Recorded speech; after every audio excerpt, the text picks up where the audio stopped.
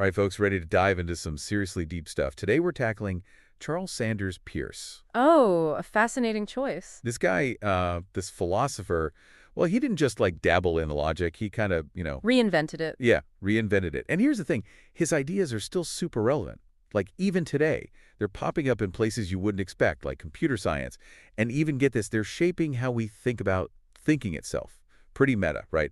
So we're going deep, really deep, into the Stanford Encyclopedia of Philosophy, their entry on Peirce's deductive logic. Oh, excellent source. Yeah, we're talking the real deal. So strap in. All right, well, one of the most fascinating things about Peirce is how he saw right through the limitations of, the old logic system, the one everyone had been using for centuries, Aristotelian logic. Right, the classic stuff. It was all about those simple subject-predicate statements, all birds have feathers, that sort of thing. Yeah, yeah. Useful, but kind of basic. Exactly basic. But Peirce realized it just couldn't handle the real complexities of human thought.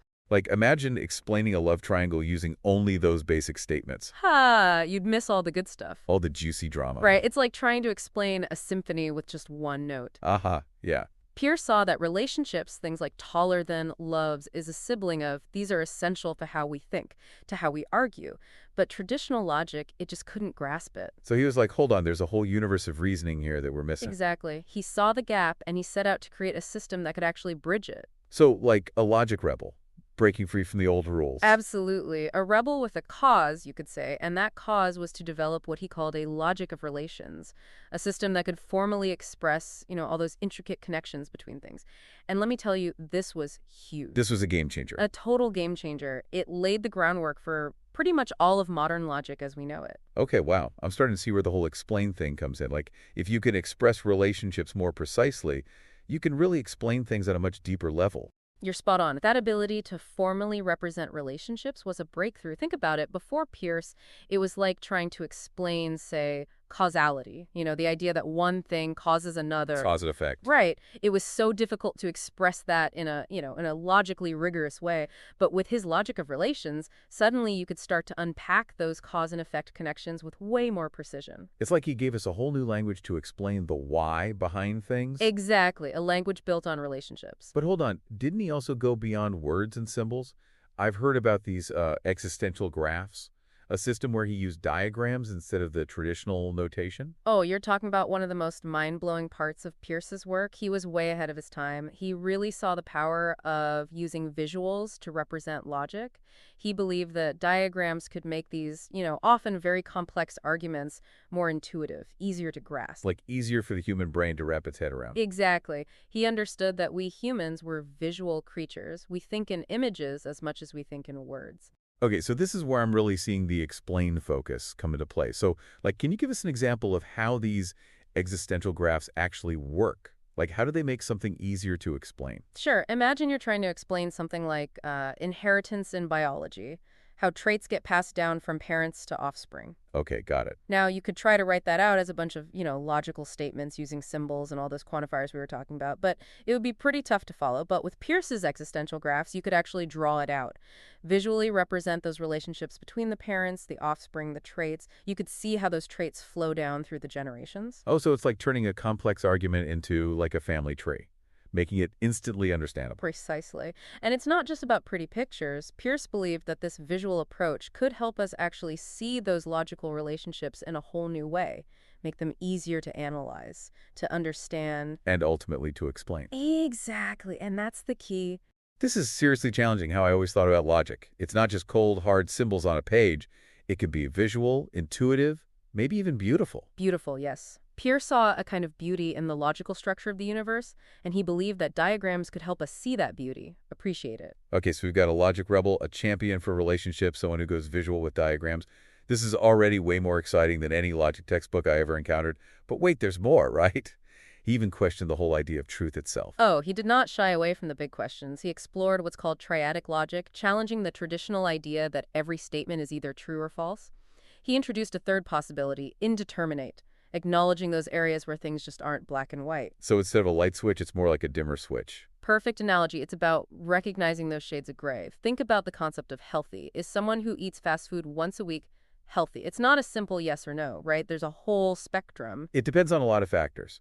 Exactly. And triadic logic gives us a way to represent all those shades of gray. I'm seeing how this ties back to explain. Sometimes true or false just doesn't cut it. You need more nuance to really explain the complexity of a situation. Absolutely. Peirce recognized that reality is often messy, ambiguous. So he gave us a more nuanced language to deal with that. Okay, my brain's already feeling a few sizes bigger just from this first part of our deep dive. But before we disappear down the rabbit hole of triadic truth, I think we need to take a step back Sure. and really grasp how Peirce's work on relational logic was the foundation for everything else. We've talked about how Aristotelian logic couldn't handle relations, but what does that actually mean? What kind of reasoning was it missing? Well, think about a simple statement like Alice is taller than Bob. Aristotelian logic really struggled with this because it tried to force everything into that subject-predicate form. You could try something awkward like Alice possesses the property of being taller than Bob, but that doesn't really capture the direct relationship between them. It's like saying the sunset has the quality of being beautiful, instead of just saying the sunset is beautiful. Exactly. It loses the impact, the directness.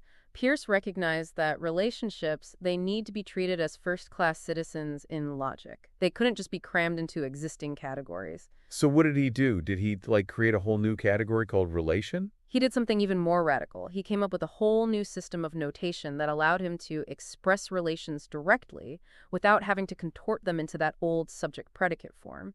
And a big part of that was his introduction of what are called quantifiers. Quantifiers. Ooh, that rings a bell. Oh, you use them all the time without even realizing it. Quantifiers are those little words like all, some, every, and none. They tell us basically how many things a statement applies to. Right, like all dogs go to heaven, or some people prefer cats. Exactly. Peirce realized that these quantifiers, they were crucial for expressing the logic of relations. And to make things even more precise, he came up with special symbols to represent them. You've got the universal quantifier, looks like an upside-down A, Anything. and it means for all.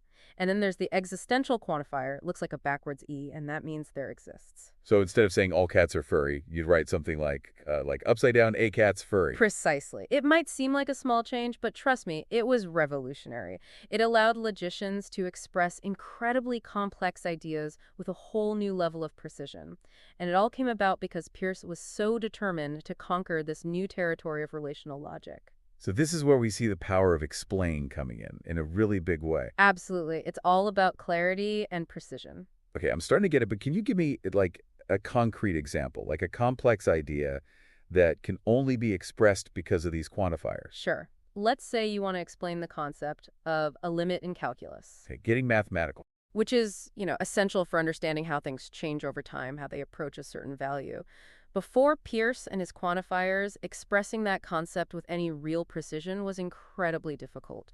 But with quantifiers, you can say something like, for any arbitrarily small positive number, there exists a point beyond which the function's value remains within that small number of the limit.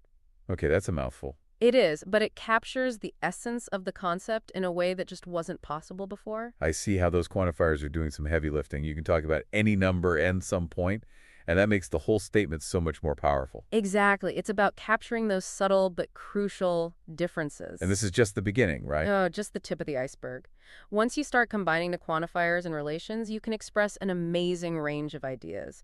Concepts like continuity, infinity, even the very nature of space and time, things that were just unimaginable before Peirce. This is like the matrix of logic. Haha, in a way, yes.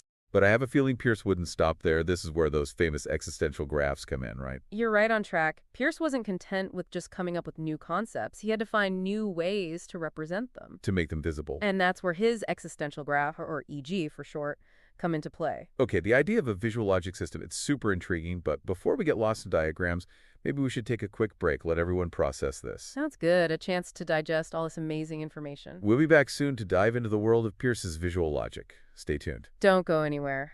Welcome back, everyone, to our exploration of Charles Sanders Peirce, the logic revolutionary. Last time, we left off with Peirce's, that groundbreaking work on the logic of relations, and of course those handy quantifiers he invented. Yeah, the alls and the somes. Right, to help express those those more complex ideas with real precision. So, are you ready to see how he took those ideas and made them visual? Oh yeah, we were just getting into those existential graphs, those EGs.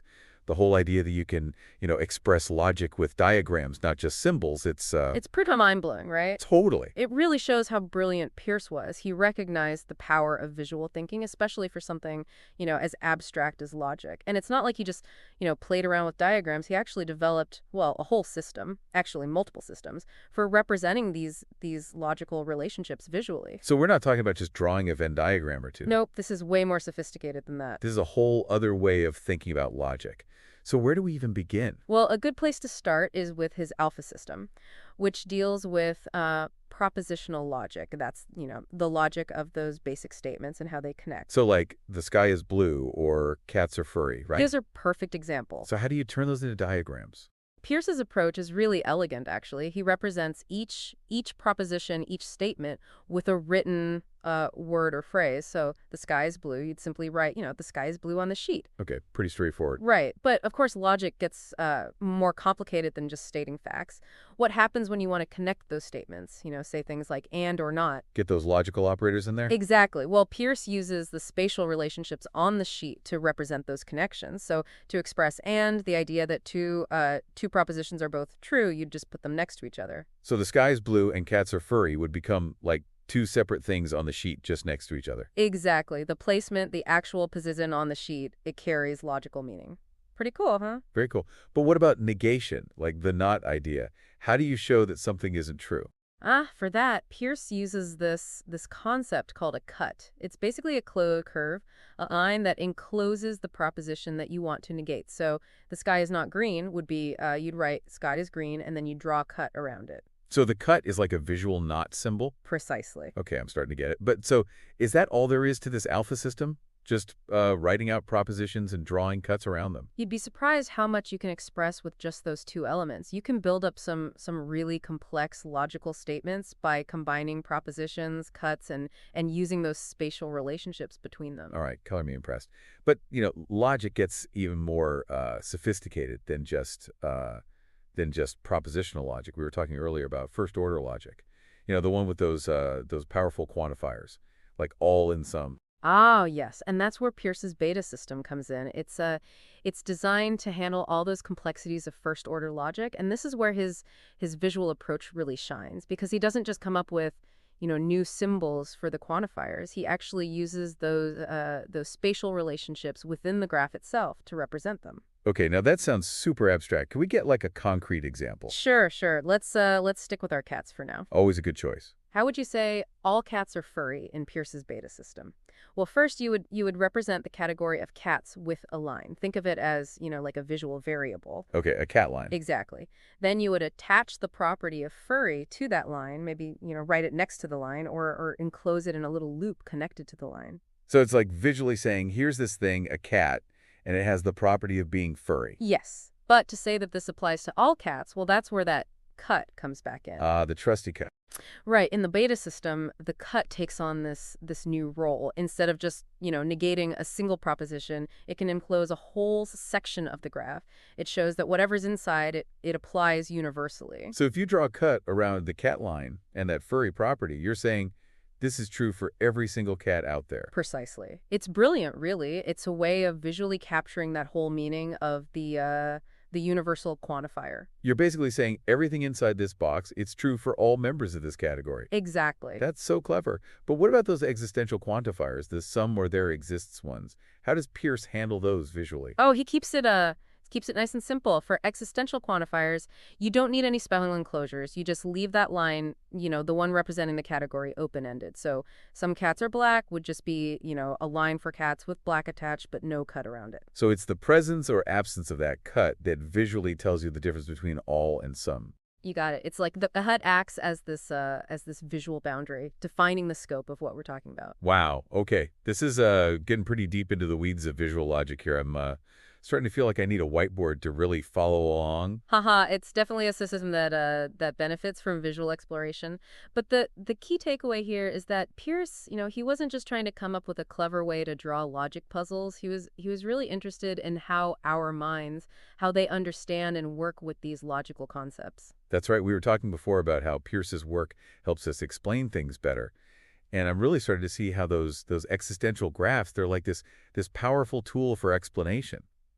especially for, complex relationships and ideas. Absolutely. Think about trying to explain something like the structure of a computer program Oh, yeah. or, the flow of information in a network. These are inherently visual concepts, and trying to explain them just with, words and symbols, it can be really tough.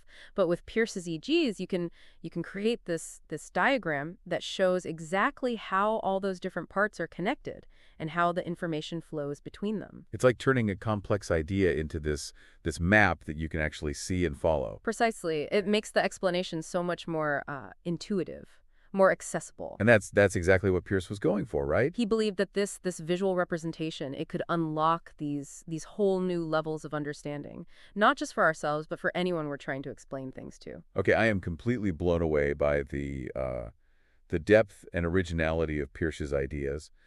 But, I'm sensing there's even more to explore here. We haven't even touched on his gamma system for modal logic or the philosophical implications of that triadic logic we talked to earlier. You're right. There's so much more to unpack in the world of Peirce's logic. We've only scratched the surface. But, I think we've laid a good foundation here for understanding those core principles of his work. Agreed. But we definitely need another episode to really dive into those more advanced concepts. We'll have to pick this up again soon. But for now, I'm still kind of reeling from the sheer brilliance of this visual logic system. It really is remarkable. It's a system that's both rigorous and intuitive, a real bridge between the world of, formal logic and how our minds naturally work. A true testament to his genius. Welcome back to the deep dive. We're still exploring the amazing world of Charles Sanders Peirce and his totally revolutionary work in logic. So far, we've seen how he, completely changed the game by introducing that whole idea of relations. Right, moving beyond that limited Aristotelian view. Yeah, and then he kind of blew our minds by representing those relations visually, with those existential Those graphs. EGs, yeah. Right. But now get ready to enter like a whole new dimension of thought because we're about to tackle Peirce's ideas about truth itself. Oh, yeah, this is where things get really interesting. This is the big one. We've been talking about how Peirce's work helps us explain things, right, in a deeper, more nuanced way. Right, getting to the heart of things. And that leads us to one of his most thought-provoking ideas, the idea that the traditional way of thinking about truth, that it's either true or false, that might not be enough. Hold on, are you saying that everything I learned in Logic 101 is wrong?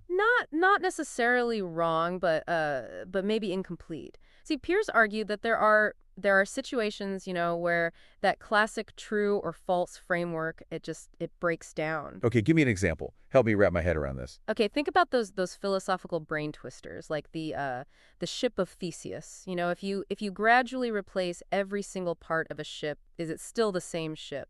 Ooh, yeah, that one always gets me. Or the Sorites paradox. If you remove one grain of sand from a heap, when does it stop being a heap? These examples, they show us that sometimes things just aren't so clear-cut. Yeah, those paradoxes always make my head spin. So what did Peirce propose? What's the alternative? Well, he introduced this idea of a third logical possibility beyond true and false, which he called indeterminate. It's a way of acknowledging that there are gray areas, fuzzy boundaries, where you just can't neatly say something is one or the other. So instead of a world of black and white, we're dealing with shades of gray now. Exactly. Peirce recognized that so many of the concepts we use every day, they're inherently vague. Think about, words like tall or wealthy or even happy. These concepts, they don't have like precise boundaries. So it's all relative, right? Exactly. There's a spectrum, a continuum. And trying to force them into this binary framework, it leads to all sorts of problems. Yeah, it's like trying to define, love as simply yes or no. You can't capture the complexity of the experience. Precisely. So Peirce, he wanted to develop a logic that could handle those more subtle shades of meaning. So how did he formalize this whole indeterminate thing? Did he come up with a new symbol for it? He did. In his system of triadic logic, he introduced the symbol L to represent this third truth value, alongside, T for true and F for false. So it's like he expanded the language of logic itself to better, reflect the the nuances of reality. That's a great way to put it. He saw triadic logic as a more accurate way, a more powerful way, really, to represent and reason about the world. And this brings us back to that idea of explain, right? Right. Explain. By embracing this concept of indeterminate, we can explain things in a more complete way, a more honest way, even acknowledging those areas where things just they aren't so black and white. Yeah, it's about being honest about the messiness of the real world. Exactly. So I'm going to see how this works in practice. Like imagine you're a doctor trying to explain a patient's prognosis. Okay, yeah. In some cases, it might be clear that the outcome is going to be positive or negative, but a lot of times there's a ton of uncertainty. Right. It's rarely a sure thing. Right. So using triadic logic, you could say something like the probability of a full recovery, it's indeterminate, which is way more accurate than trying to force it into that true or false box. That's a great example. It really highlights how important it is to be honest about the limits of what we know and the inherent ambiguity of so many real world situations. Triadic logic gives us the tools to express that uncertainty in a way that's rigorous and meaningful. Precisely. It allows us to be both precise and humble at the same time. This is seriously changing how I think about the whole nature of truth and knowledge. It's so tempting to want those clear-cut answers, but Peirce is reminding us that sometimes the most accurate answer is just it's complicated. And that's okay. It's a recognition of the complexity of the world we live in. Wow, this deep dive has been quite a ride. We started with basic logic, went into the world of visual diagrams, and ended up questioning the very nature of truth itself. It's amazing, isn't it, how Peirce's work, it spans across all these different areas of thought. He was a true pioneer. A true visionary. I'm leaving this conversation feeling like my mind has expanded in ways I'd never thought possible, and I have a feeling I'll be coming back to Pearson's ideas, again and again. Me too. There's always something new to discover in his work. And that's what the deep dive is all about, right? Encouraging our listeners to keep exploring, keep questioning, and keep pushing the boundaries of their own understanding. To keep diving deeper. Exactly. So until next time, stay curious, folks. 69.